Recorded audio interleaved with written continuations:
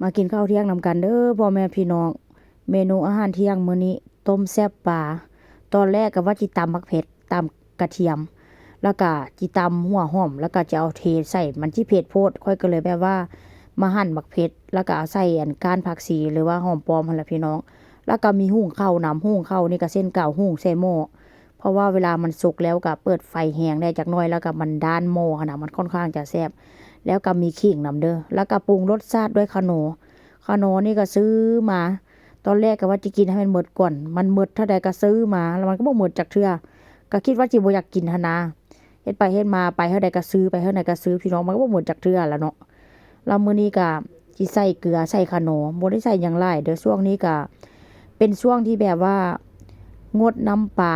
งดน้ำปลาร้าปลาแดกพี่น้องแล้วก็ใส่หัวหอมแดงนำ โดนเติบแล้วนะที่แบบว่าบ่ได้กินแบบน้ำปลาน้ำปลาร้าจังซี่นะถามว่ามีบ่ก็มีเนาะแต่ว่าก็คือฮู้กันนั่นล่ะพี่น้องถ้าหากว่าเฮาลดได้เฮางดได้มันก็ค่อนข้างจะเป็นการดีต่อเฮาว่าซั่นซะเนาะผ่าตัดมาใหม่ๆแบบนี้ก็ยังบ่ฮอดเดือนก็บ่ทันอยากกินว่าซั่นซะแล้วปลามื้อนี้ก็จะต้มแค่ครึ่งโตเด้เพราะว่าหยัง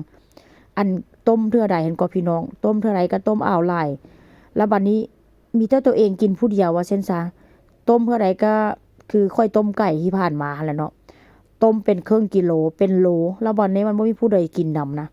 เพราะว่าอย่างอันพวกก็ไปกินข้าวอยู่บ่อนเฮ็ดงานลูกก็กินข้าวอยู่โรงเรียนจังซี่นะมีแต่ค่อยกินผู้เดียวเพราะฉะนั้นแล้วค่อยก็เลยแบบว่า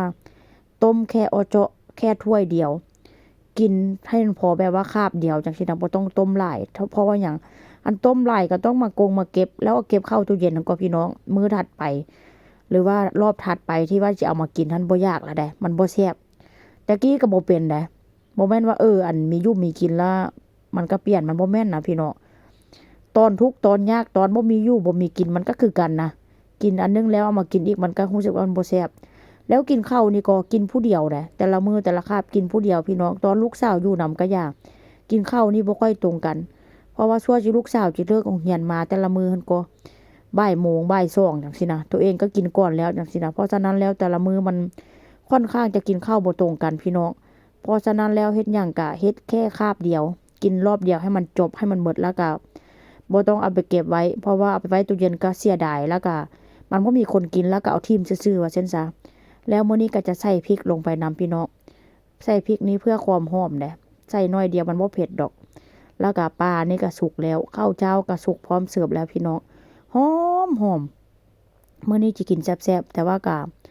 บ่ได้แบบว่าเฮ็ดรสชาติจัดจ้านปานใดเนาะ ใส่แค่คานอนิดหนึ่งแล้วก็ใส่เกลือนิดหนึ่งบ่ได้ใส่หยังหลายเด้แต่บางคนนี่ก็อาจจะว่าแหละเนาะถ้าใส่น้ำปลาปานนี้แซ่บแม่นความแท้แต่ว่ามื้อนี้ก็คือว่าหั่นแหละกินบ่ทันใดก็บ่อยากหันกินเด้พี่น้องเพื่อสุขภาพของตัวเองกินซ้ำนี้ก็ถือว่าแซ่บแล้วล่ะ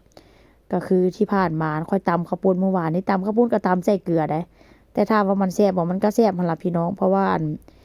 เฮากินแบบในรสชาติที่แบบว่าใส่น้ำปลาใส่ปลาร้าบ่ได้ เขาก็กินใส่เกลือไปก่อนแต่ว่ามันก็แซ่บไปอีกแบบเด้โดนๆได้กินเทื่อนึงก็คือว่าแซ่บพี่น้องหลังจากนั้นปลาสุกแล้วก็สิเอาหอมป้อมเทลงไปหอมป้อมหรือว่าผักชีโรยหน้าแล้วก็จิปิดไฟก็พร้อมเสิร์ฟแล้วได้พี่น้องผู้ใดยังบ่กินข้าวทรงข้าวสวยก็มาทางนี้เด้อมากินนำกันหุงข้าวเต็มหม้อเลยแต่ว่าข้าวนี้ก็หุงไว้ถ้าหากว่ามันเซาร้อนแล้วก็จิตักใส่กล่องเอาใส่ตู้เย็นไว้พี่น้องมาเด้อมากินนำกันเด้อพูดนะข้าวก็ได้นะหุงหลายแท้ฮะหลายว่าข้าวนี้ก็เอาไว้กินหลายมื้อว่าซั่นซะมาเด้อต้มแซ่บปลาหุงข้าวเจ้าสุกพร้อมเสิร์ฟแล้ว